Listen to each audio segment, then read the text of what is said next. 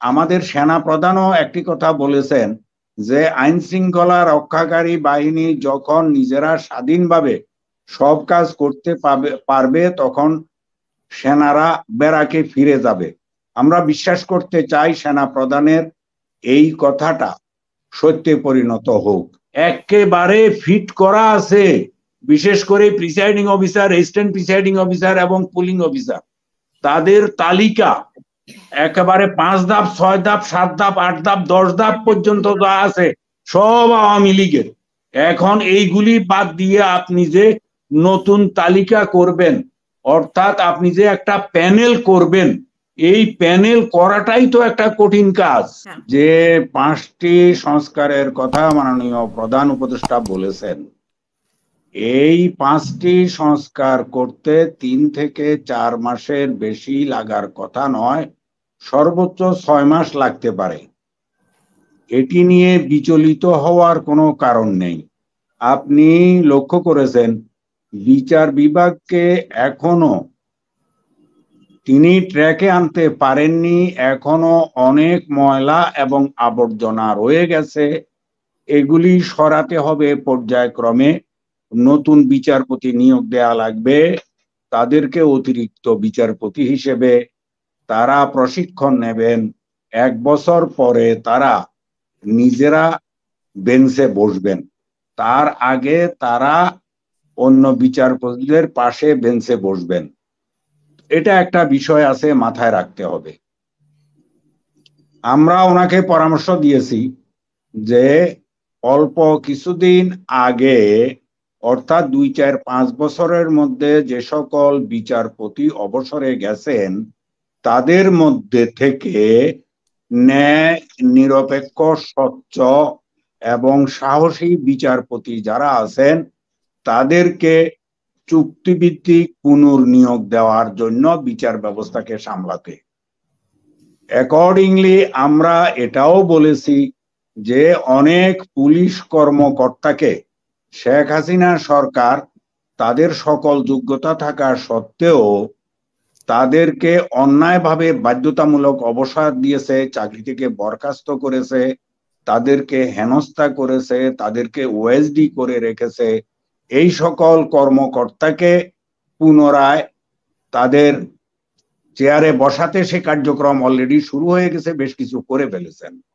আমরা এটার সঙ্গে যোগ করেছি এই ধরনের ভালো পুলিশ কর্মকর্তা, চৌকস পুলিশ কর্মকর্তা যারা অবসরে গেছেন তাদের মধ্য থেকে ভালো ভালো বেছে, এবং এই বাছাইটা অতি সহজ, তাদেরকে চুক্তিভিত্তিক পুনর্নিয়োগ দেওয়া, তাতে পুলিশ বাহিনী সহসাই আগামী 1 মাসের মধ্যে আবার আগের অবস্থায় ফিরে যেতে পারবে। আর আমাদের সেনা প্রধানও একটি কথা বলেছেন যে আইন শৃঙ্খলা রক্ষাকারী বাহিনী যখন নিজেরা স্বাধীনভাবে সব কাজ করতে পারবে তখন সেনারা ব্যারাকে ফিরে যাবে। আমরা বিশ্বাস করতে চাই সেনা প্রধানের এই কথাটা সত্যে পরিণত হোক।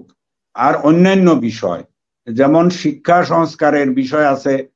আপনি জানেন শিক্ষা প্রতিষ্ঠানগুলো, বিশেষ করে বিশ্ববিদ্যালয়গুলো একযোগে 70 জন, 80 জন, 140 জন পদত্যাগ করেছে। এমন অবস্থা শেখ হাসিনা করে রেখেছিল যে প্রথম ব্যক্তি তাকে বাদ দিবেন, দ্বিতীয় ব্যক্তি আছে তাকে বাদ দিবেন, চতুর্থ ব্যক্তি আছে, এইভাবে 10ম ব্যক্তি আছে, 30তম ব্যক্তি আছে, 50তম ব্যক্তি আছে, 70তম ব্যক্তি আছে। এইভাবে সকল প্রশাসনকে গ্রাস করে রেখেছিল। এইগুলি বাছাই করে ভালো লোকদেরকে নিয়োগ দেওয়া এবং তাদেরকে অ্যাক্টিভেট করা যাতে তারা সঠিকভাবে কাজ করতে পারেন। এটা চারটিখানি কথা নয়। লেফটেন্যান্ট কর্নেল মুস্তাফিজ সাহেব এটা ভালো করে বুঝবেন, যেহেতু তিনি সেনাবাহিনীর একজন কর্মকর্তা এবং চৌকস কর্মকর্তা ছিলেন। এগুলো করতে একটু সময় লাগে। যারা অতি দ্রুত চান 3 মাসের মধ্যে 6 মাসের মধ্যে নির্বাচন দিন, এইটি তো কেমন কথা আমি বুঝি না, এটা কিভাবে সম্ভব? এত জঞ্জাল রেখে সেই আগের মতোই।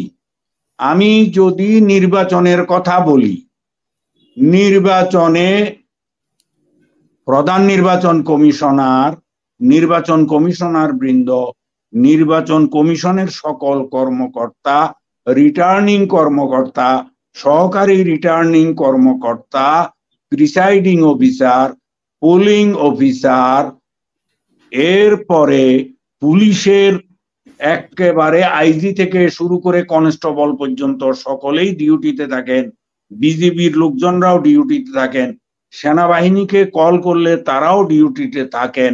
সেইখানে যে ভেজালগুলো আছে এইগুলি আগে আপনি দূর না করলে আপনি ফেয়ার নির্বাচন করতে পারবেন না, গ্যারান্টি দিলাম। তারাই আগের মতো করবে। আরে একেবারে ফিট করা আছে, বিশেষ করে presiding officer, assistant presiding officer এবং পুলিং অফিসার, তাদের তালিকা একেবারে 5 ধাপ, 6 ধাপ, 7 ধাপ, 8 ধাপ, 10 ধাপ পর্যন্ত যা আছে সব আওয়ামী লীগের। এখন এইগুলি বাদ দিয়ে আপনি যে নতুন তালিকা করবেন, অর্থাৎ আপনি যে একটা প্যানেল করবেন, এই প্যানেল করাটাই তো একটা কঠিন কাজ। আপনি যে স্বচ্ছ নির্বাচন, লোকও তো পাওয়া লাগবে স্বচ্ছ কাজটি করার জন্য।